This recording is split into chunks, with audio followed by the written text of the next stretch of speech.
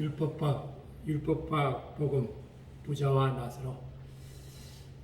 나스로 율법과 복음으로 라는 제목으로 말씀을 드리고자 합니다.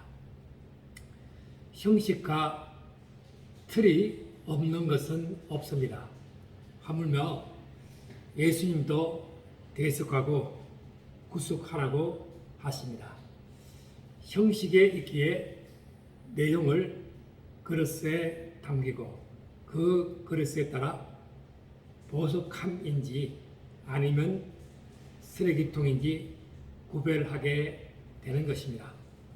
형식은 내용에 따라 달라집니다. 내용물이 무엇인가?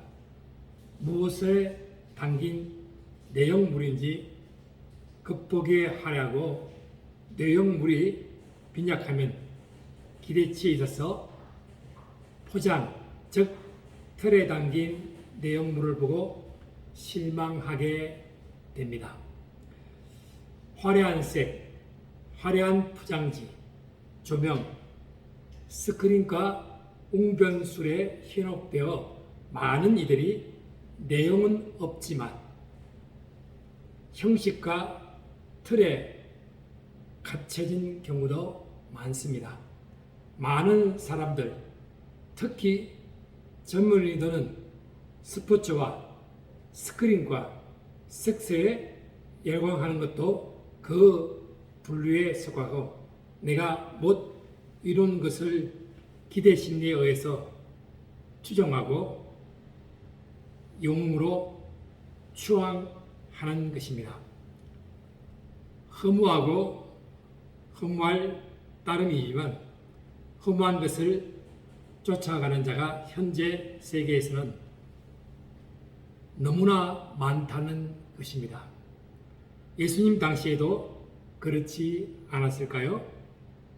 내용과 새로운 교훈 있음에도 불구하고 모세와 선지자에게 가르침에 의지하지 않고 형식과 틀에 매여 본질은 쳐다보지 않는 사람들은 군중 심리에 이끌려서 사는 자들입니다. 호산나 다윗의 왕으로 오시니야 찬송 소리가 변화해서 십자가로 소리치면서 파묻혀 십자가에 못 박히신 주님이 그 시대를 대변하는 진리의 말씀임에도 불구하고 오고 가는 세대의 형식과 틀에 매여서 구원함을 못 이룬 자가 되는 것입니다. 그래서 예수님께서 말씀하십니다. 형식이 아니라 내용이라고, 율법이 아니라 복음이라고 말씀하십니다. 율법의 시대는 끝나고 은혜의 시대, 복음의 시대에 담긴 그릇은 대속이요, 구속이요, 십자가의 은혜요. 그 십자가 은혜를 믿기만 하면 구원함과 영생의 삶을 산다는 것입니다. 하나님을 아는 것은 예수 그리스도를 아는 것이라고 선포합니다. 그 선포가 누가복음에서는 이렇게 비유와 애화라 바리새인과 서기관과 제자들에게 말씀으로 선포됩니다. 누가복음 19장 9절에서는 예수님께서는 오늘 구원이 이 집에 이르렀다. 이 사람 삭개오도 아브라함의 자손이다. 인자가 온 것은 잃어버린 자를 찾아 구원합니다. 라고 선포합니다. 삭개오는 세리장입니다. 세리와 죄인들은 구원에 이르지 못한다고 바리새인들은 생각했습니다. 예수님께서는 율법이 아니라 복음으로서 비유와 예화를 15장과 16장에 들고 있습니다. 누가복음 15장은 바리새인들과 서기관들에게 왜 죄인의 친구인지 알게 합니다. 잃어버린 양 비유에서는 누가복음 15장 7절에는 죄인 한 사람이 회개하면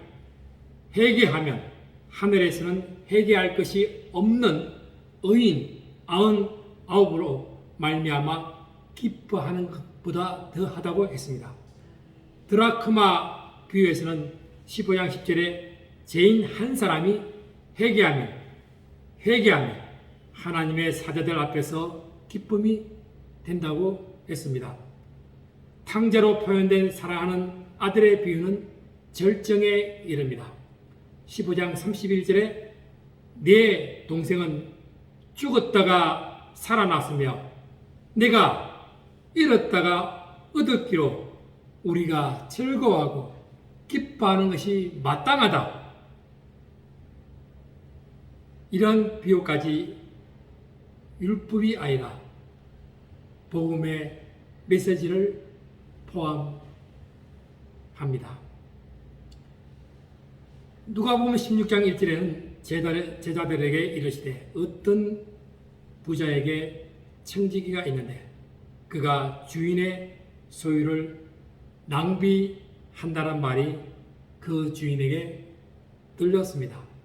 불의한 청지기 비유로 예수님은 바리새인들과 서기관들의 잘못을 지적했습니다. 그렇지만 이들은 오히려 예수님을 비웃습니다. 재물은 인간의 눈에는 크게 보이지만 영원이라는 관점에서 보면 재물은 작은 것입니다. 누가복음 16장 13절에 집 하인이 두 주인을 섬길 수 없나니 혹 이를 미워하고 저를 사랑하거나 혹 이를 중히 여기고 저를 경히 여길 것이며 너희가 하나님과 재물을 겸하여 섬길 수 없다. 그리고 주변에 모인 바리새인들에게 이렇게 말했습니다. 바리새인들은 돈을 좋아하는 자들이고 말입니다. 바울은 디모데전서 6장 9절에서 12절에 부하려 하는 자들은 시험과 올무와 여러 가지 어리석고 해로운 욕심에 떨어지나니 곧 사람으로 파멸과 멸망에 빠지게 하는 것이라. 돈을 사랑함이 일만 악의 뿌리가 되느니 이것을 탐내는 자들은 미혹을 받아 믿음에서 떠나 많은 근심으로써 자기를 찔렀다고 했습니다. 예수께서 이르시되 너희는 사람 앞에서 스스로 옳다 하는 자들이야. 너희 마음을 하나님께 아시나니 사람 중에 높임을 받는 그것은 하나님 앞에 미움을 받는 것이다. 율법과 선지자 요한의 때까지요. 그 후부터는 하나님 나라의 복음이 전파되어 사람마다 거리로 침입한다고 했습니다. 율법의 구원의 도구로 사용하지 못한 것은 사람을 의지하기 때문입니다. 그래서 나 정도는 돼야지. 스스로 어려운 채 하는 자입니다. 그는 교만하여 아무것도 알지 못하고 변론과 언쟁을 좋아합니다. 투기와 분쟁과 비방과 악한 생각이 마음이 부패해지고 진리를 잃어버려 경건을 이익의 방도로 생각하는 자들입니다. 그래서 디모데전서 6장 12절에 하나님의 사람들은 이것을 피해야 합니다. 의와 경건과 믿음과 사랑과 인내와 온유를 떠나며 믿음의 선한 삶을 싸워 영생을 취할 것입니다. 모세나 선지자가 세례 요한까지라고 했습니다. 바리새인들의 위선과 거짓이 얼마나 잘못된 것인가를 예수님은 보여야 했습니다. 예수님이 십자가에서 죽고 부활하여 인류의 구속을 성취함으로써 이런 새로운 시대로 열렸습니다. 세례 요한 이후부터 율법이 아니라 예수님 시대는 복음이요 은혜의 시대입니다. 그 복음을 믿는 자는 하나님 나라와 영원한 생명과 하나님의 자녀의 건세를 주신 것입니다. 그러나 이들은 율법에 따라 하나님의 심판을 철저히 받을 것입니다. 19절은 의도적입니다. 예수님께서 그들에게 나사로와 부자의 이야기를 해 주십니다. 누가복음 16장 19절 20절 22절에 어떤 부자가 있어요. 이 사람은 언제나 가장 비싼 옷을 입고 매일 호화스럽게 치장하고 살았습니다. 한편 그 집 대문 앞에는 나사로라 하는 한 가난한 사람이 누워 있는데 몸에는 부스럼 투성이가 있고 그가 부자의 식탁에서 떨어지는 부스러기로 줄인 배를 채우기를 원했습니다. 어느 날 그 거지가 죽어 천사들에게 이끌려 아브라함의 품에 안겼습니다. 그리고 부자도 죽어 땅에 묻혔습니다. 예수님의 비유에는 정반대되는 두 사람이 등장합니다. 한 사람은 큰 부자이고 다른 한 사람은 절대적 빈곤층의 거지입니다. 부자는 날마다 호화로운 생활과 흡족한 삶을 즐기면서 누리고 살고 있는 상황으로 묘사됩니다. 그는 큰 부자답게 사회에서 막강한 영향력을 가졌던 사람일 것입니다. 그러면 비유 속의 부자는 누구일까요? 예수님의 시선은 바리새인을 향합니다. 누가복음 16장 14절에서 15절 말씀은 바리새인들은 돈을 좋아하는 자들이라 이 모든 것을 듣고 비웃습니다. 예수님이 말씀합니다. 너희는 사람 앞에서 스스로 옳다 하는 자들이야. 너희 마음을 하나님께 아시나니 사람 중에 높임을 받는 것은 하나님 앞에 미움을 받는 것이다. 과연 바리새인, 대제사장, 서기관 등 종교 지도자들은 유대 사회에서 독보적 권력을 행사했습니다.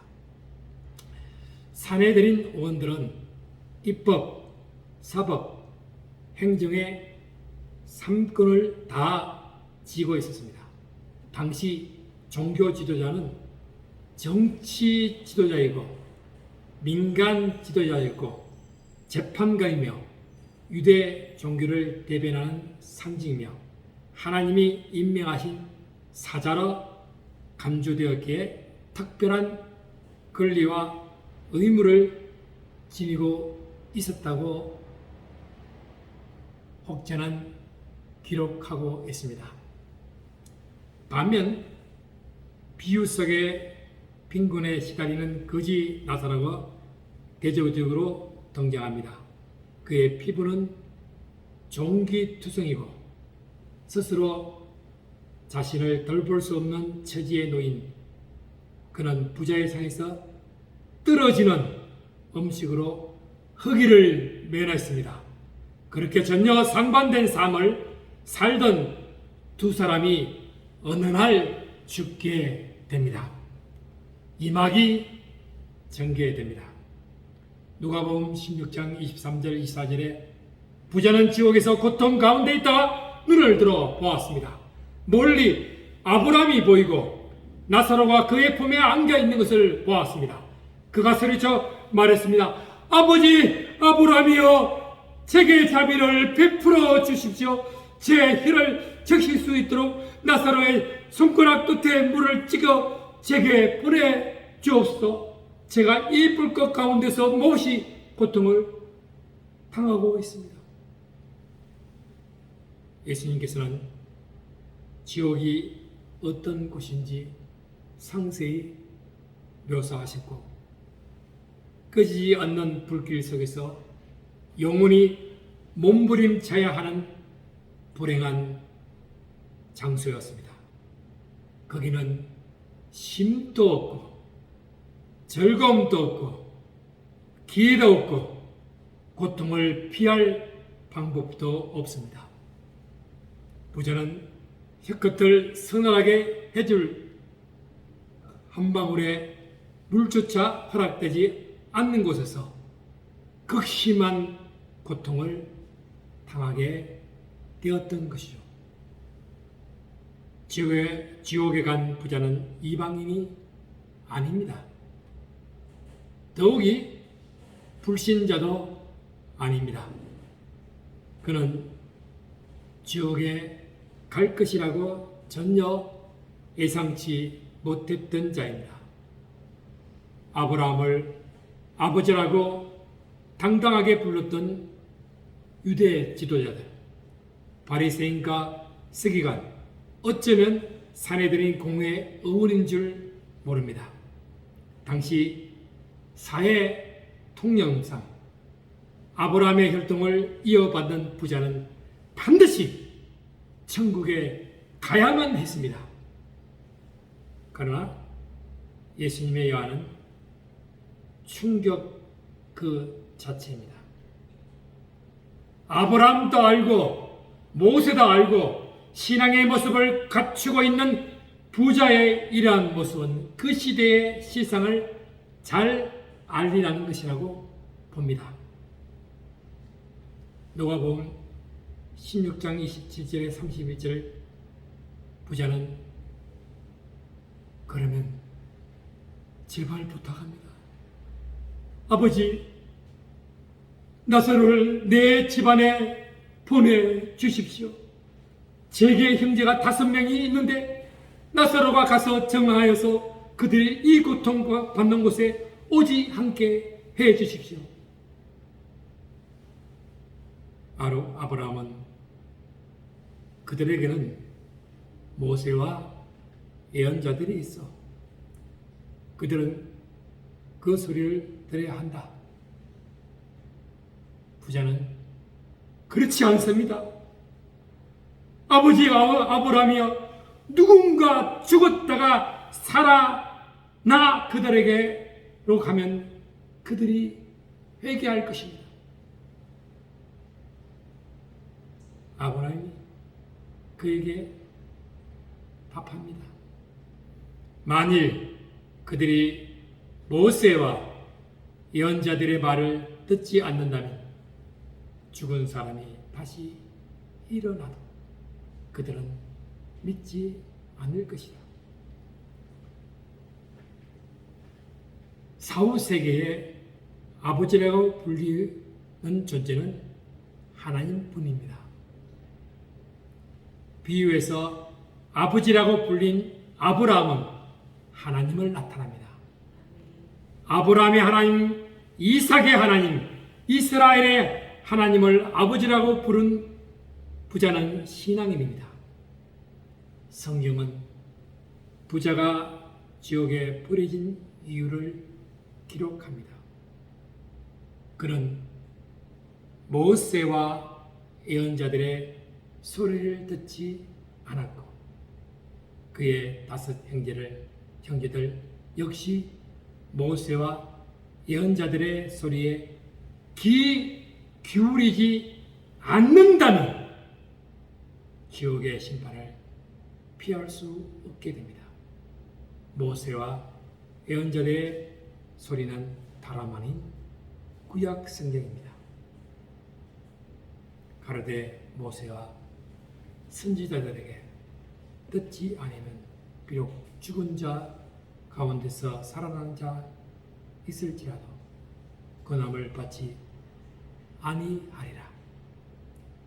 구원은 혈통, 전통, 교파, 기득권, 신앙, 경력, 교인 수에 있지 않습니다.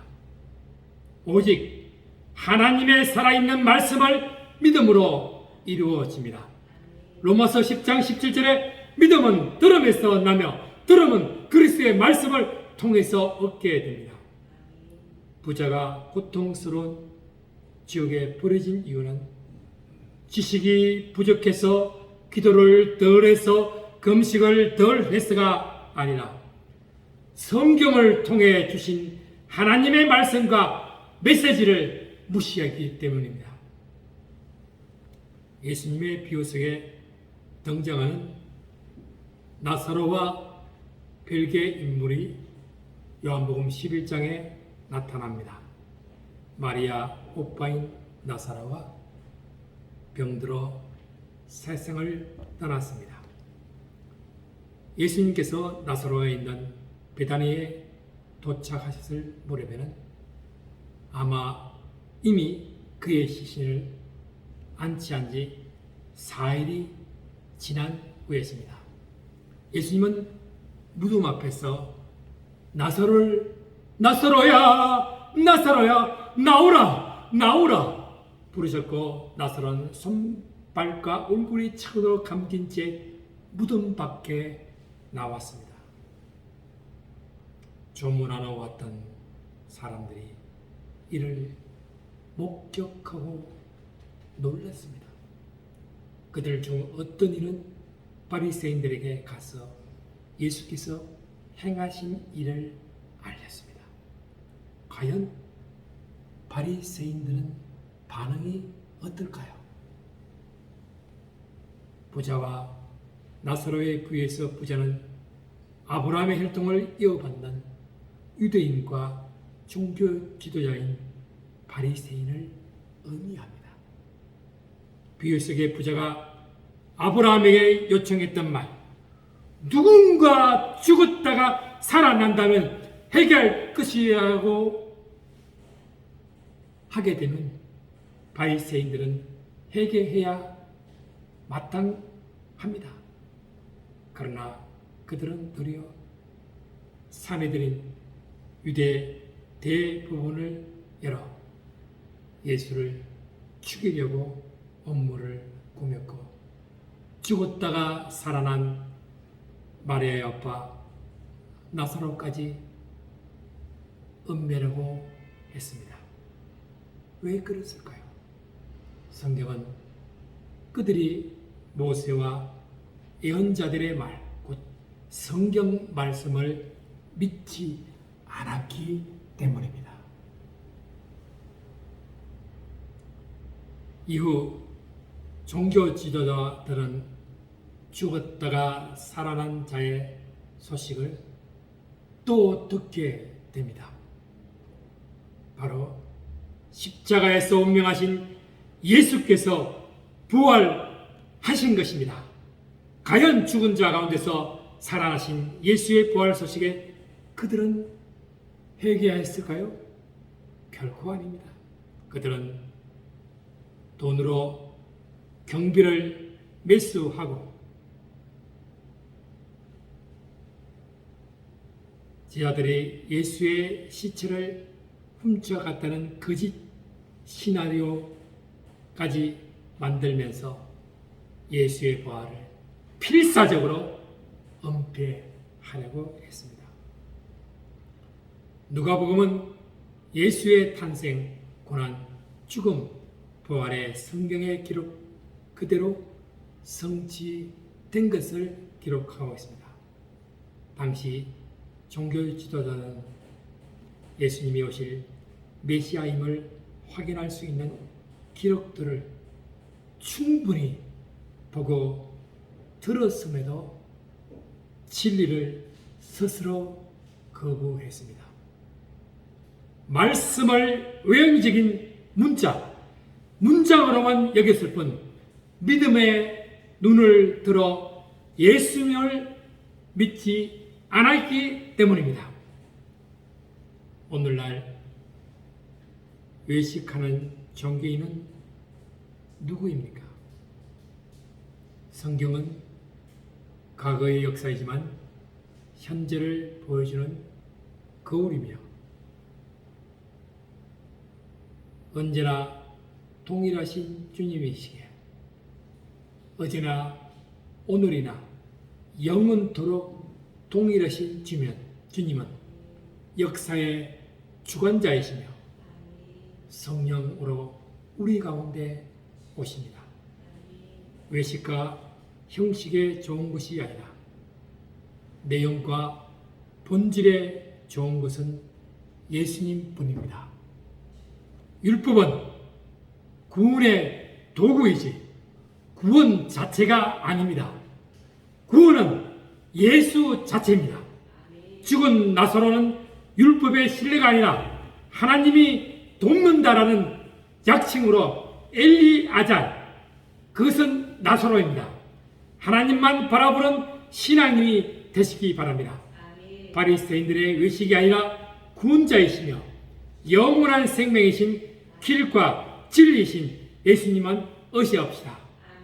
예수님은 바리새인들의 책망으로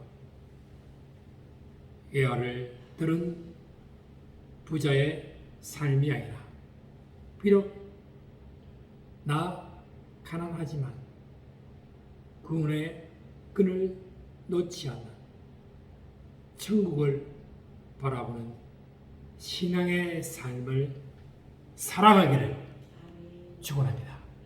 아멘. 기도합시다. 바리새인의 외식과 형식과 비범질적인 육안의 정욕에 매인바 되지 않게 하옵시고 오직 구원 완성이신 예수님만 믿음의 눈을 들어 주를 보게 하여 주옵소서. 우리 주 예수 그리스도께서 나타나실 때까지 믿음으로 주를 보게 하여 주옵소서. 예수 그리스도 이름으로 기도합니다.